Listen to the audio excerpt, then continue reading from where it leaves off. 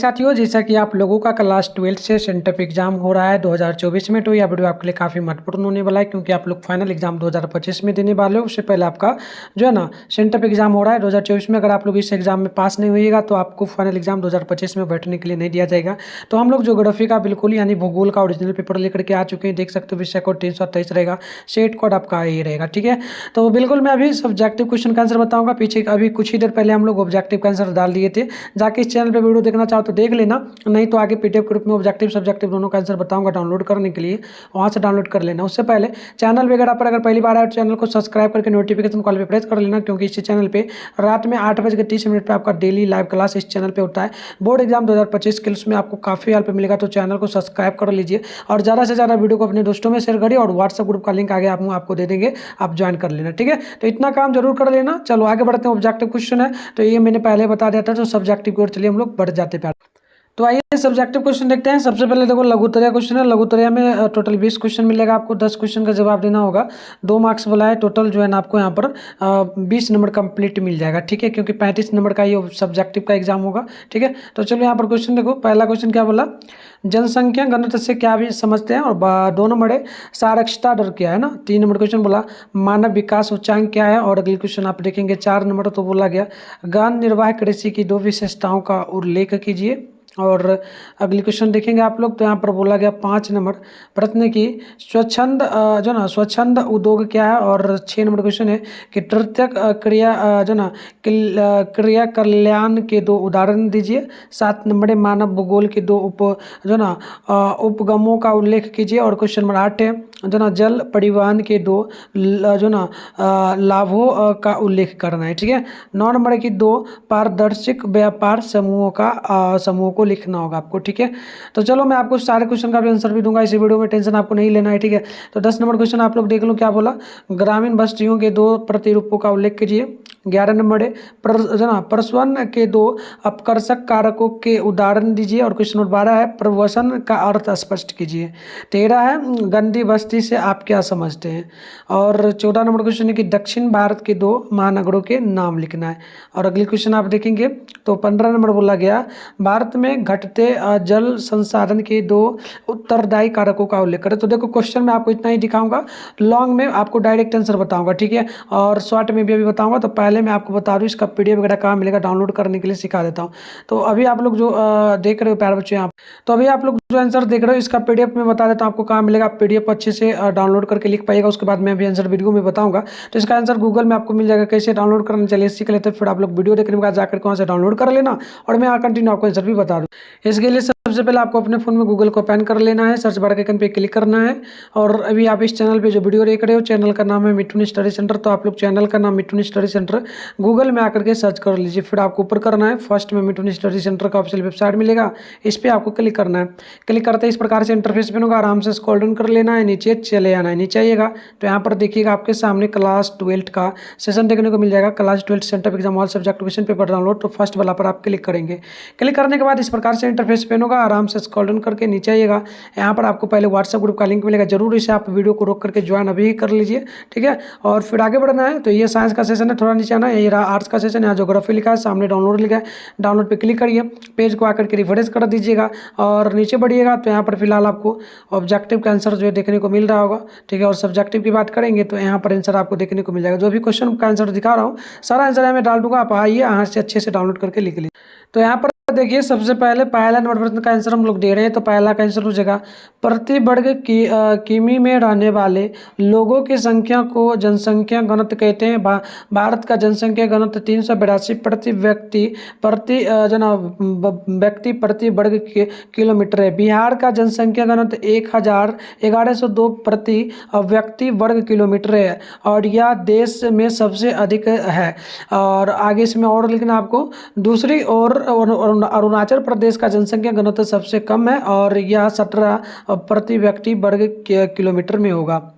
बात करेंगे हम लोग तो यहाँ पर देखना आपका 2 नंबर क्वेश्चन का आंसर होगा किसी विशेष आयु वर्ग की आबादी में से पढ़ और लिख सकने वाले लोगों का प्रतिशत साक्षरता दर कहलाता है। साक्षरता दर को आमतौर पर रोजमर्रा की जिंदगी में छोटे से कथन को समझने की क्षमता के हिसाब से मापा जाता है। तो ये आपका हो गया 2 नंबर का आंसर। अब 3 नंबर का आंसर देखेंगे हम लोग। तो आंसर होगा विकास मानव विकास सूचांक संयुक्त राष्ट्र विकास कार्यक्रम यूएनडीपी द्वारा प्रकाशित किया जाता है। यह मानव विकास का सबसे प्रसिद्ध सूचांक है। यह इस विचार पर आधारित है कि मानव विकास का मतलब है कि लोगों का जीवन लंबा और स्वस्थ हो और वे जानवर हो और उनका जो है ना वो जानकार हो और उनका जीवन स्तर अच्छा हो। तो इस प्रकार से आपका 3 का आंसर कंप्लीट होगा। 4 नंबर का आंसर हम लोग देखेंगे। तो आंसर होगा गहन निर्वाह कृषि में कृषक अपने छोटे छोटे भूखंड पर असाधारण औजारों से अधिक श्रम करके खेती करता है। इस खेती में अधिक धूप वाले दिनों से युक्त जलवायु और उर्वर मृदा वाले खेत में एक वर्ष में जो है ना प्यारे बच्चों, ठीक है, तो अधिक धूप दिनों में जो न जलवायु और उर्वर मृदा वाले खेत में एक वर्ष में अधिक फसलें उगाई जा सकती है। इसमें चावल का मुख्य फसल होती है तथा अन्य फसलों में गेहूं, मक्का, दलहन और तिलहन शामिल है।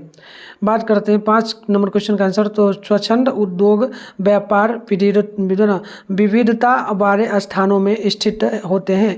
यह किसी विशिष्ट कच्चे माल जिनके भाड़ में कमी हो रही है अथवा नहीं पर निर्भर करते हैं। यह उद्योग संगठक पुजरों पर निर्भर करते रहते हैं जो कहीं से भी प्राप्त किए जा सकते हैं। इसमें उत्पादन कम मात्रा में होता है। और आगे लिख दीजिएगा एवं श्रमिकों की भी कम आवश्यकता होती है। तो इस प्रकार से आंसर होगा। बात करते हैं 6 नंबर का आंसर। तो देखिएगा आंसर होगा बैंकिंग, ट्रांसपोर्ट, वित्त, दूरसंचार आदि प्रत्यक्ष क्रियाओं के उदाहरण हो जाएंगे। 7 नंबर का आंसर होगा भौगोलिक घटनाओं का वर्णन करने के लिए 2 प्रमुख उपागम है। पहला जो है ना पारदेशिक उपागम, दूसरा का क्रमबद्ध उपागम। बात करते हैं 9 नंबर क्वेश्चन का आंसर। तो पारदेशिक जो ना व्यापार समूह द्वारा की मुद्दों में भौगोलिक जो ना सामंजस्य, समरूपता और पूरकता के साथ देशों के मध्य व्यापार को बढ़ाने एवं विकासशील देशों के व्यापार पर लगे प्रतिबंध को हटाने के उद्देश्य से अस्तित्व में आए हैं। आज 120 पारदेशिक व्यापार समूह विश्व के 52% व्यापार का जनन करते हैं। तो इस प्रकार से आंसर होगा। बात करते हैं हम लोग 10 नंबर का आंसर। तो 10 का आंसर हो जाएगा रैखिक प्रतिरूप। इसमें मानव बस्तियों का निर्माण सड़कों, लेर, रैनों तथा नदियों आदि के किनारे होता है।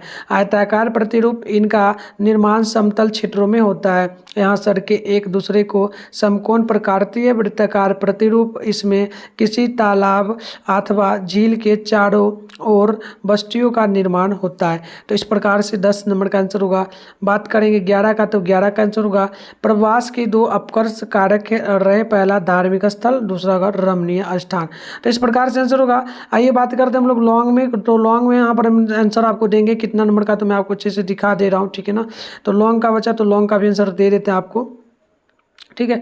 तो लॉन्ग का हम लोग आंसर देंगे। लॉन्ग की अगर बात कर लेना प्यारे बच्चों, तो लॉन्ग में हम लोग क्वेश्चन आपको नहीं दिखा पाएंगे, ठीक है। वैसे बोला भी गया होगा क्वेश्चन जनसंख्या परिवर्तन के 3 घटक लिखना था। तो देखो आंसर हो जाएगा आपका किसका, डायरेक्ट आंसर ही लिखो आप लोग। जनसंख्या परिवर्तन के 3 प्रमुख घटक, पहला जन्म दर, दूसरा मृत्यु दर, तीसरा प्रवासन।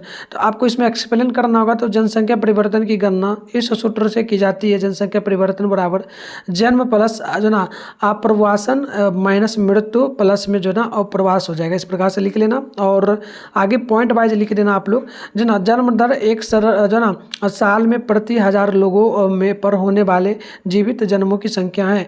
और अगला हो जाएगा मृत्यु दर 1 साल में प्रति 1000 लोगों पर होने वाली मौतों की संख्या है। और प्रवासन में हो जाएगा लोगों का एक क्षेत्र से दूसरे क्षेत्र में जाना, ठीक है।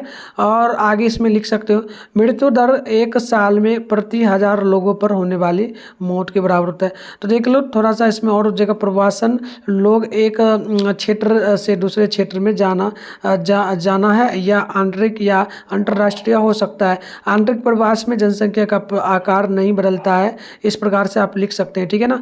पॉइंट नंबर वाइज दे दीजिएगा। तो ये कंप्लीट हो गया आपका क्या, 1 सेकेंड और भी आंसर होगा इसमें।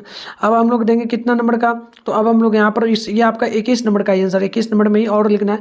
जनसंख्या वृद्धि का एक प्रमुख कारण जन्म और मृत्यु के बीच संतुलन होता है। जनसंख्या वृद्धि से समाज के कई पहलू प्रभावित होते हैं। जनसंख्या वृद्धि के घटकों को समझने के लिए जनसंख्या परिवर्तन की गतिशील को समझने में मदद मिलती है। तो इस प्रकार से आंसर होगा। और अब आपको लिखना 22 नंबर का आंसर, तो 22 का लिखना आपको पृष्ठ प्रदेश यानी कि अंदरूनी भूमि किसी चट्टान का वह प्रभाव क्षेत्र होता है जो लेड या सड़क मार्ग से चट्टान से अच्छी तरह से प्रभावित होता है। इस क्षेत्र के उत्पाद के लिए ग्राहक चट्टान भेजे जाते हैं और आयातित सामान की आपूर्ति उपभोग के लिए यहाँ भेजा जाता है। तो इस प्रकार से आंसर होगा। बात करते हैं हम लोग 23 नंबर का आंसर, तो 23 का छोटा सा ही हो जाएगा, ठीक है। वैसे बना लेना आप लोग, थोड़ा बहुत होगा तो ठीक है ना, ऐसे होगा तो नेक्स्ट वीडियो में मैं आंसर पूरा अच्छे से बताऊंगा, ठीक है। तो देखो इस नहर की लंबाई 82 किलोमीटर चौड़ाई, 90 मीटर न्यूनतम गहराई, 12 मीटर है। यह नहर पर पनामा स्थल मध्य को काटते हुए निर्मित और अंतर्राष्ट्रीय व्यापार के प्रमुखतम जल मार्गों में है। तो इस प्रकार से आंसर होगा। आप लोग ज़्यादा से ज़्यादा वीडियो को लाइक करिए, चैनल को सब्सक्राइब कर लीजिए। हिस्ट्री वगैरह का भी पेपर आ चुका है हमारे पास, हम बिल्कुल अपलोड कर देंगे, ठीक है ना। और हिंदी इंग्लिश का भी, ठीक है। तो मिलते हैं नेक्स्ट वीडियो में, तब तक के लिए बाय बाय प्यारे बच्चों।